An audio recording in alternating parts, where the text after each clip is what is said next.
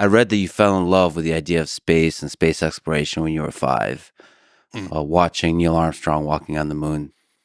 So let me ask you to look back at the historical context and impact of that.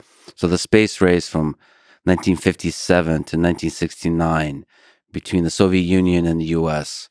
was in many ways epic. It was a rapid sequence of dramatic events. First satellite to space, first human to space, first spacewalk, first uncrewed landing on the moon, then some failures, explosions, deaths on both sides, actually, and then the first human walking on the moon.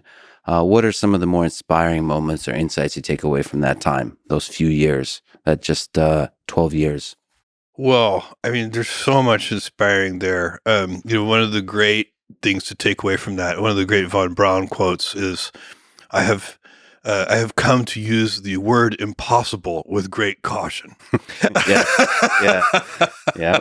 And so that's kind of the big story of Apollo is that things, going to the moon was literally an analogy that people used for something that's impossible.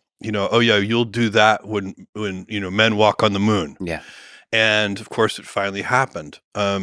So I think it was pulled forward in time because of the space race. I think with the geopolitical implications and how much resource was put into it.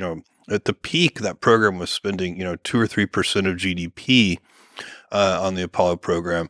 So much resource that I think it was pulled forward in time. We kind of did it ahead of when we quote unquote should have done it. Yeah. And so in that way, it's also a technical marvel. I mean, it's truly incredible. It's it's the 20th century version of building the pyramids or something. It's an achievement that because it was pulled forward in time and because it did something that had previously been thought impossible, it rightly deserves its place as in the pantheon of great human achievements.